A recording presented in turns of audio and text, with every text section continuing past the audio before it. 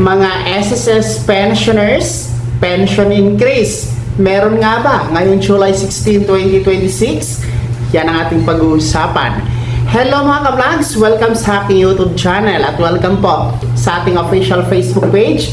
Saan ka man nanonood, kumusta? Well, eto no, ating pong pag-uusapan ngayong darating na July 16 which is meron nga bang pension increase na magaganap?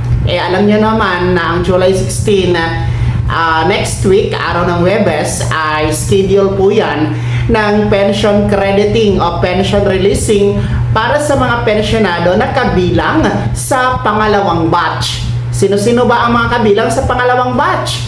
Sila po yung merong date of contingency, araw ng kapanganakan, araw ng pagkamatay o araw ng pagkasakit o araw ng pagkabalda mula 16th to last day of the month. Kasi every 16th day of the month, yan talaga yung schedule ng ating mga second batch para sa releasing o crediting ng kanilang monthly pension. Well, as you can see, no, kung makikita nyo po sa inyong kalendaryo, ang July 16 next week ay natapat po sa araw ng Huwebes. Yan po ay hindi holiday at hindi po yan natapat sa weekend, Sabado or Linggo. Kaya, ang atin pong aasahan ay regular pension crediting schedule, which is walang pagbabago o walang paggalaw, mananatili ang petsa July 16. Kasi kapag nagkataon na natapat yan sa holiday o weekend, yan ay maaatras sa pinaka-last working day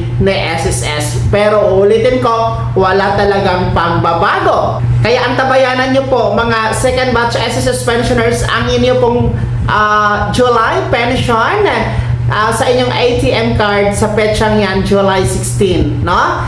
And sa katanungan na meron bang paggalaw, meron bang pagbabago sa halaga, no, na matatanggap ngayong July 16, ang kasagutan wala, no? Wala tayong pagbabago sa pension amount, no? In short, wala tayong dagdag pensyon na magaganap sa petsang yan. Katulad ng mga unang batch, last July 1, ay wala din po silang natanggap na pension increase. So, ngayon kasing buwan na ito ng July, ay wala talaga tayong dagdag pensyon na aasahan. Ang inyo pong pension increase ay tapos na last month, June. Yan po yung second round na pension increase under the pension reform program, no? Yung atin pong 10% dagdag pension for the retiree and disability pensioners and 5% pension increase para sa ating mga survivor pensioners. So tapos na yon, pangalawang bugso, which is the first round ay noon pang September 2025.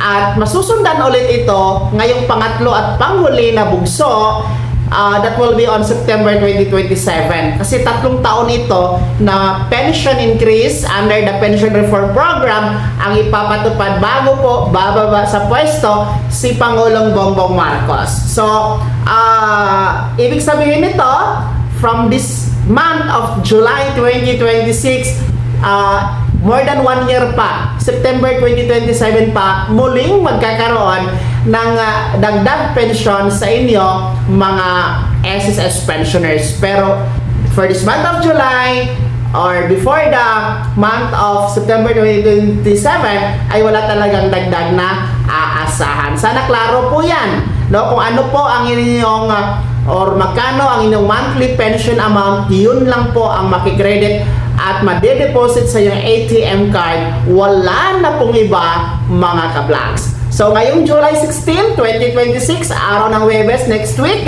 walang dagdag pensyon na mapupunta sa inyong ATM card. Only your July regular monthly pension amount ang makikredit. Wala na pong iba mga second batch. Kaya naman mga second batch SSS pensioners, sino sa inyo dito ang kabilang sa second batch ha? Ano po yung komento traction sa balitang ito? No? Kayo ba ay nagagalak sa paparating ninyo na pension crediting? Ibahagi niyo po sa comment section na nasa baba. Maraming salamat sa pagtutok. God bless. Mag-ingat. Lalong-lalo pa, mayroon tayong sama ng panahon ngayon. no? May bagyong paparating. Mag-ingat po, lalong-lalo pa yung prone sa landslide, baha, no? At malalakas na alon sa tabing dagat. Mag-ingat po tayo mga ka-vlogs. God bless us all.